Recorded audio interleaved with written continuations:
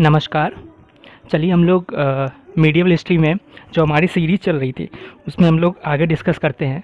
हम लोगों ने इससे पहले अरबों पर भारत का आक्रमण पढ़ा और महमूद गजनवी ने जो आक्रमण किया था उसके लिए हमने तुर्कों का भारत पर आक्रमण पढ़ा। तो हम आगे डिस्कस करते हैं। आगे हमारा मोहम्मद गौरी का कैसे यहाँ पर युद्ध होता है और कैसे चीज़ें चलती हैं, हम उसके बारे में डिस्कस करेंगे। मैं आपको फिर से बता देना चाहता हूँ कि जीके और जीएस में फ़र्क होता है। शायद आप लोग नोटिस कर रहे हो कि वीडियोज़ थोड़े छोटे हैं।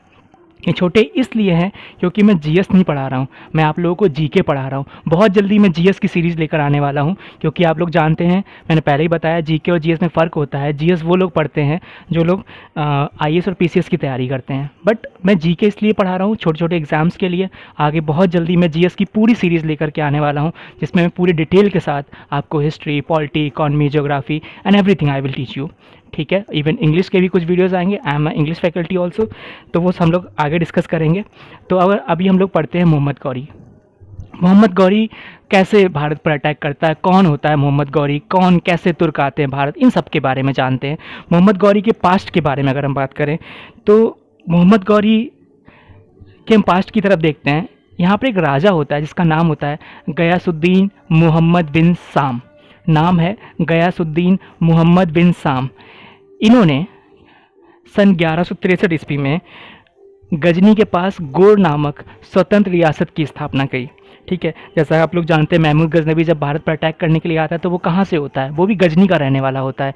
महमूद गजनवी की जब मृत्यु हो जाती है तो उसकी मृत्यु के बाद वहाँ पर उसकी मृत्यु 1030 में होती है, तो उसकी मृत्यु के बाद वहाँ पर कोई भी अच्छा राजा नहीं होता है, कोई भी अच्छा शासक नहीं होता है गजनी के ऊपर। बस लोग ऐसे ही छोटे छोटे आते हैं और वो शासक राज कर रहे होते हैं। तो अब यहाँ पर क्या होता है, गयासुद्दीन मोहम्मद बिन साम गजनी के पास ही गोर नामक स्वतंत्र रियासत की स्थापना करता है। कुछ टाइम बाद 1173 में ये क्या करता है गयासुद्दीन मोहम्मद बिन साम, ये गिज के तुर्कों को जो वहाँ पर राज कर रहे थे गजनी पर, ये गिज के तुर्कों को गजनी से भगा दिया इसने और अपने भाई को गद्दी पर बिठाया। इसका भाई कौन होता है, तो गयासुद्दीन मोहम्मद बिन साम का भाई होता है शिहाबुद्दीन मोहम्मद बिन साम।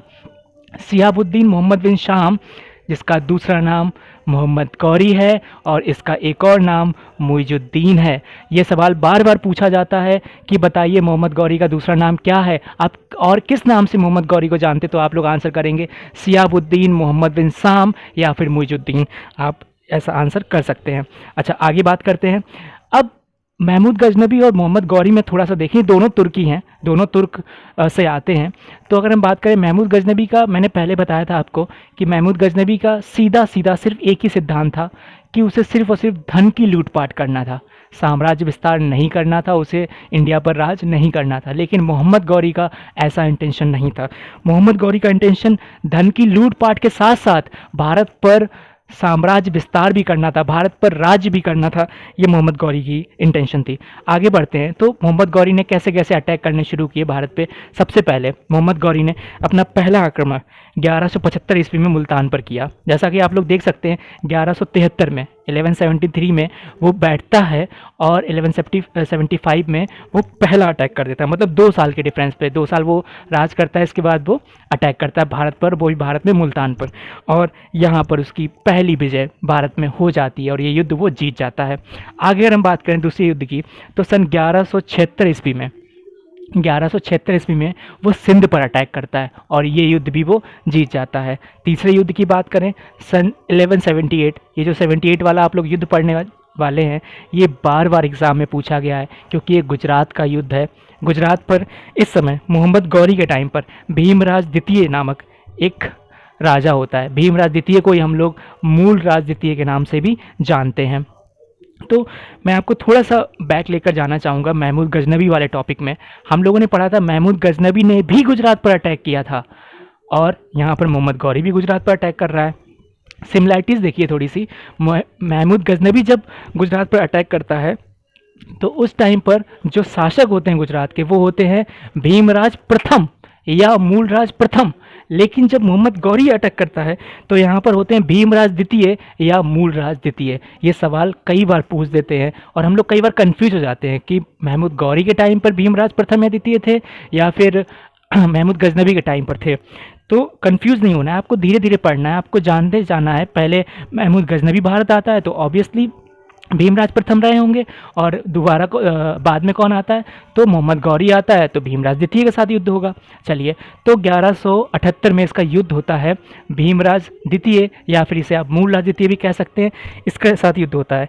तो जब इसके साथ इसका युद्ध होता है तो इसकी माँ होती है, किसकी, भीमराज द्वितीय की माँ होती है, जिनका नाम होता है नायिका देवी। ये विधवा होती हैं, क्योंकि भीमराज प्रथम तो मर ही जाते हैं गुजरात अटैक में जब महमूद गजनवी करता है, तो ये विधवा होती हैं। तो यहीं पर भीमराज द्वितीय अपनी माँ नायिका देवी के साथ माउंट आबू पर्वत के निकट, आप लोग माउंट आबू जानते हैं राजस्थान में है, माउंट आबू पर्वत के निकट ये युद्ध करता है। और इस युद्ध में मोहम्मद गौरी की पराजय होती है, और भारत में मोहम्मद गौरी की पहली पराजय होती है, जो कि गुजरात के शासक के द्वारा उसको दी जाती है। अब आप लोग देख सकते हैं कि क्या 1175 में युद्ध कर रहा है, मुल्तान पे जीत रहा है, 1176 में कर रहा है, सिंध पर जीत रहा है, 1178 में जब इसने युद्ध किया तो ये क्या हुआ, इसकी पहली पराजय इसको मिली, पहली पराजय इसकी हुई। अब हम आगे बात करते हैं सन 1179 में।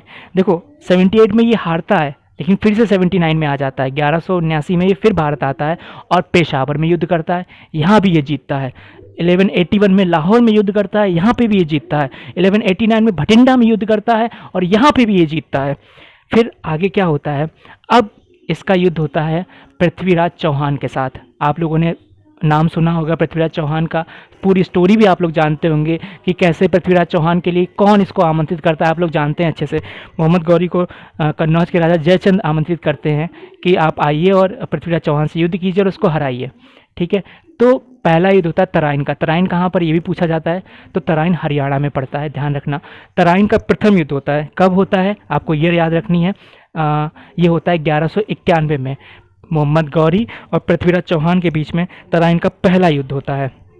अब आगे बात करते हैं, तो आपको पता है पहला युद्ध कौन जीतता है, पृथ्वीराज चौहान पहला युद्ध जीत जाते हैं। लेकिन फिर तुरंत ही यहाँ पर पृथ्वीराज चौहान से एक गलती होती है कि वो उसको जिंदा छोड़ देते हैं, जाने देते हैं इसको।